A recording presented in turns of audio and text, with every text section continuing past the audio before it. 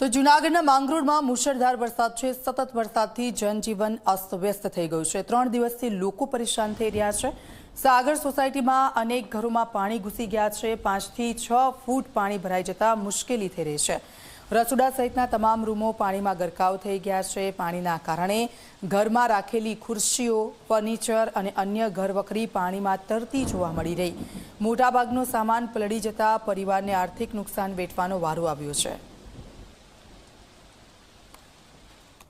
અમારા ઘરમાં રહેવાતાય નથી જોતો એમાં કેમ ખાઈને રહીએ અમે પાણીમાં છે હમણાં પાણી ભરી ગયા છે બાઉન્સર ની આથી અમે આગળ અહીંયા જોવા ઘરમાં તો ઘેરાતું નથી। કેટલા સમયથી આ તકલીફ છે તમારે? અમને 3 દિવસથી છે। હજી સુધી કોઈ આવ્યું છે જોવા માટે? કોઈ જોવા આવ્યું નથી।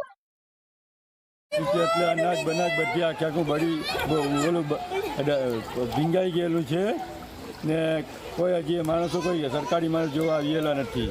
અમારા સમાજના માણસ એ બધી બચાવેલા છે, બીજા કોઈ આવેલા છે નહીં। આ કઈ સોસાયટી કહેવાય? સાગર સોસાયટી। કેવી પરિસ્થિતિ છે? કેટલા સમયથી પાણી ભરાયું? 3 દિવસથી આ પાણીમાં કોઈ હેરીને જોવા આવેલું છે નહીં સરકારી માણસો।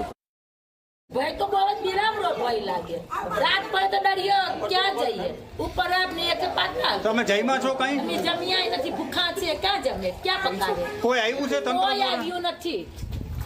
કોઈ પૂછવા એમ કે તમને પાણીની સગવડ છે કે તમને ખાવાની સગવડ છે કે તમને પહેરવાના કપડાની કપડા આખામાં ભીનાઈ ગયા તો બાબા પડ્યા ને કપડા રહ્યા નથી કપડા પલળી